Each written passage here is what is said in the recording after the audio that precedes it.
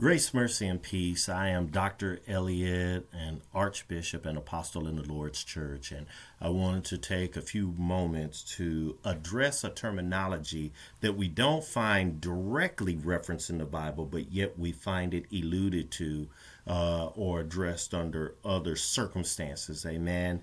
And what I'm referring to is a terminology that yokes itself to an identification of people. And the terminology that I'm referring to is Hyksos.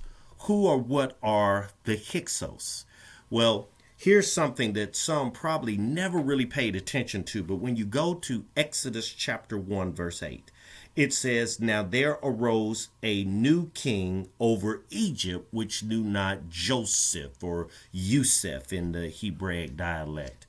And in this, many people kind of gloss over that because you just say, okay, this is just another dynasty of the Egyptians. But I want to bring to your attention that this dynasty that was being referenced at this time that knew not Joseph or didn't know the cultures of the Hebrews or the Hyberus or even the full culture of the Egyptians was a specific dynasty that were known as the Hyksos. Now, for those that are listening to me, Hyksos is spelled Hyksos. All right. And so in that, as the Bible is speaking of this, it's talking about a royal line or a royal dynasty.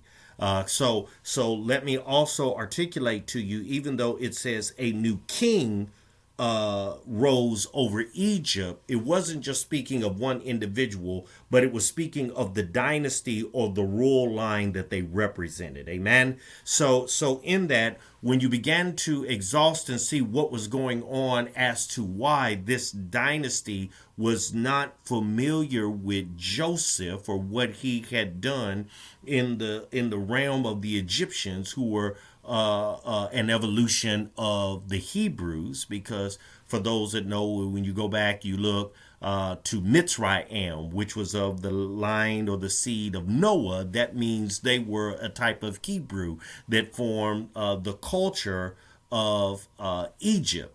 All right. And so in that, technically, it was really known as Kemet or Chem. So because it came once again from the line of Ham. Noah's son Shem, Ham, and Japheth. And so in that, let me digress from that to bring it back on task with the subject. Here's the thing about the Hyksos.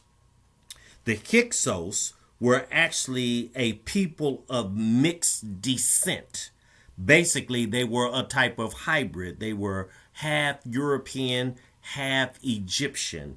They were, as some people would say, an obscure race who actually went through an invasion of Egypt.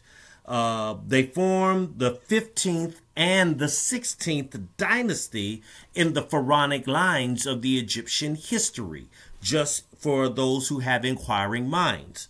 But now in that, let me also say this about the Hyksos. Even with the terminology that I'm using loosely here in this video, Hyksos is a Greek version of an Egyptian title, because under the Egyptian title or under Kemet language, they would have been called Helka Kasuts, which means rulers of a foreign land, i.e., identifying foreign rulers who have come in to rule a land that is not of their own.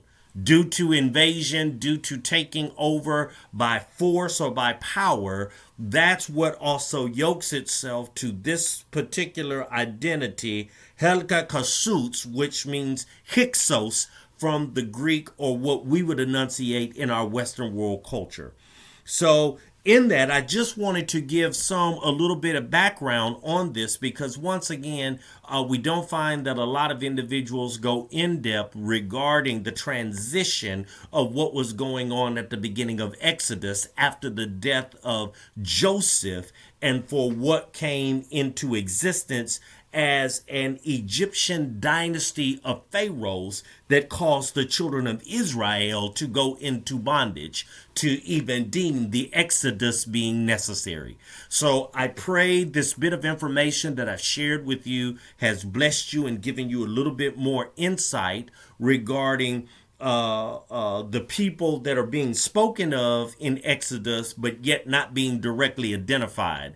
So with that, I pray that this has blessed you. It will increase your desire to learn and know more of the depth of the translation of terminology in the Bible in order for you to have a better relationship with the Lord, to be with him eternally. Amen. So with that, may blessings be upon you as you continue to do your quest in learning about words and terminology from the Bible to bless you with your understanding.